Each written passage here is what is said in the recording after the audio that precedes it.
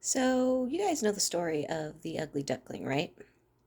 It's the story of a swan, a baby swan, who was accidentally born into the nest or hatched in the nest of a duck family and is then treated poorly because they consider him to be an ugly duckling. And if you know anything about ducks and swans, a baby duck is very brightly colored, it's very small and cute, and a baby swan is a light gray color with black undertones, and it's bigger. Personally, I think they're both very cute. Um, but but in general, um, baby ducks are more brightly colored. So the basic gist of it is that these ducks don't understand that what they're looking at is a baby swan, and so they judge the duckling, um,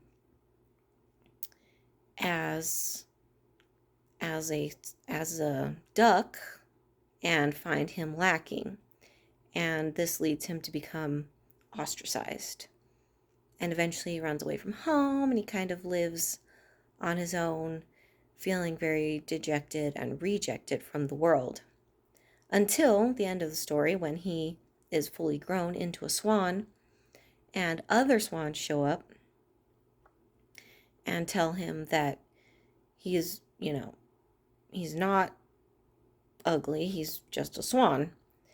And when I was a kid, the lesson that seemed to be taught and that I definitely took away from this story was you shouldn't be mean to someone because someday they might be pretty. You shouldn't be mean to someone because, they might have a glow up someday.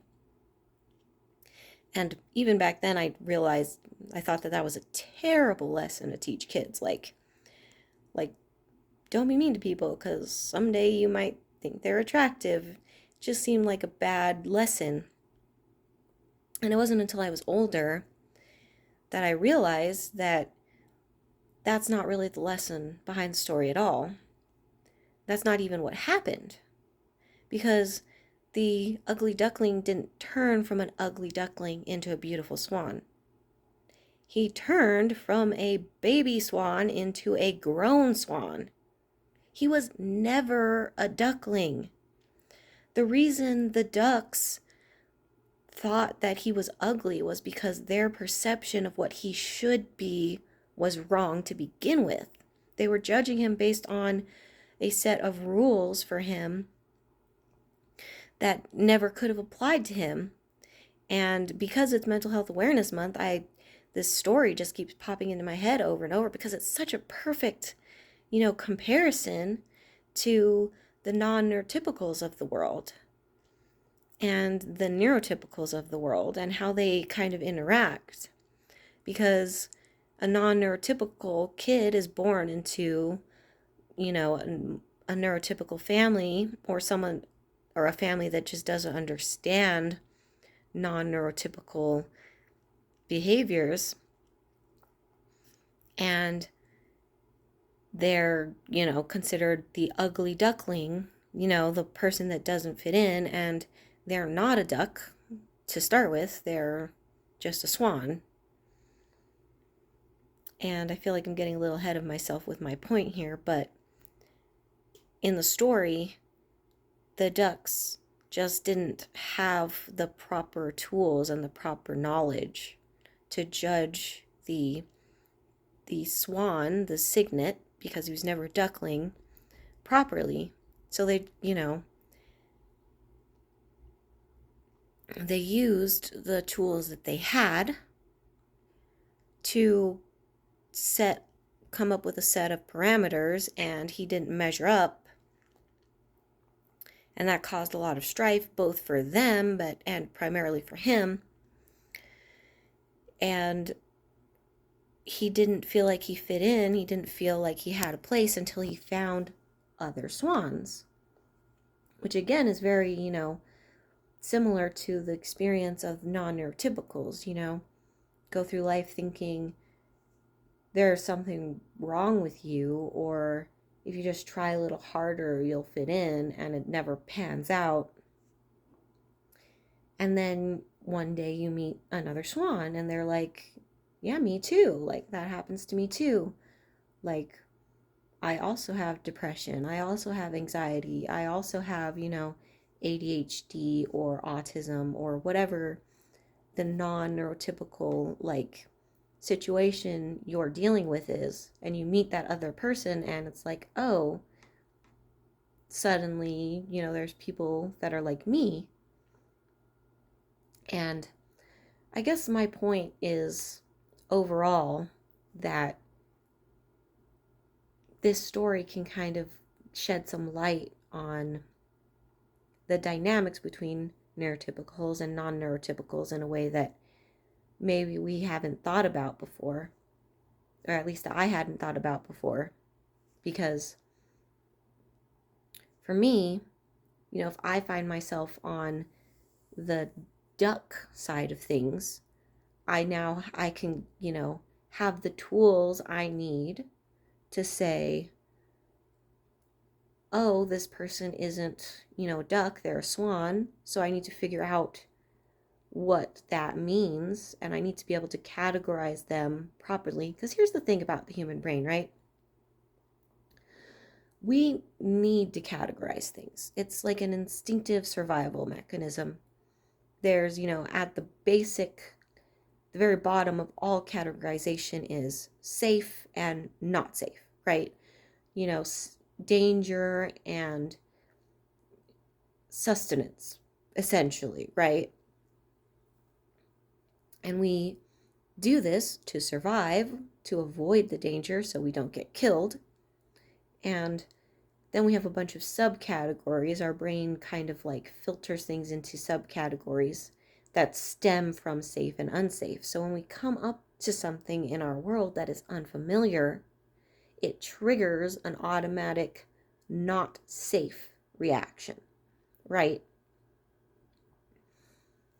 So if we meet someone, or if I meet someone that's kind of unfamiliar, I can take a step back before I, act on the instinctive not safe gut reaction my brain has to the unfamiliar, and I can say, why are they unfamiliar, and I can try to use my tools to add compassion and understanding to like what they're going through.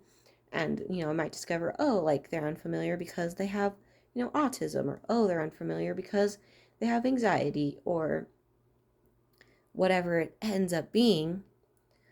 And then I can move forward properly. And if I find myself on the swan end of things, where I'm the one that's unfamiliar to the people around me, I can still be the one that says, I have the tools to recognize that they're a duck who doesn't recognize swans, right? And I can make sure I don't internalize that inability on their part to understand me as something that I'm doing wrong, or something that reflects negatively on me. And I can have grace and compassion for them, because now I have the tools to see that they just don't understand, that they just are not in a place in their journey to understand. Maybe they can't understand. So that's just been in my head for like the last couple of weeks, ever since Mental Health Awareness Month started. And I've been thinking about, I can tell that this video is not being very coherent. I'm kind of rambling a little bit, but overall, I just think that if you're, neurotypical, and you see someone who's non-neurotypical, you have the ability to say, if you understand what's happening, you have the ability to say, oh, this person is just a swan, to stay with the theme of the video. And if you're, the non-neurotypical person, you can still be the one that says, that still has the tool and still has that ability to say, oh, they're just a duck that doesn't understand swans, and that's okay. Maybe someday on their journey they'll understand swans, maybe not. Maybe that's just something that they can't overcome. Maybe they're a little non-neurotypical themselves, and they just don't know it. So yeah, overall, that's just my thoughts on it. I think grace and compassion and love overall are the way to go in this kind of situations. And if,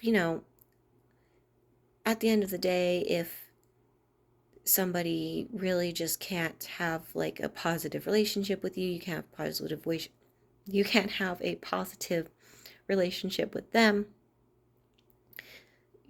you can still have that grace and compassion and say, go on your journey, go with God, you know, praying for you, all the best to you, but don't let it get to you. Don't let it become part of you. Find the other swans in your world and put your energy into those relationships. So, what do you guys think? Like, when you were a kid, did you hear this story and have the same reaction I did of like, oh, be nice to people because someday they'll be, you never know if they'll be attractive someday? Or did you get the point of the story to begin with and I'm the one that's just late to the game?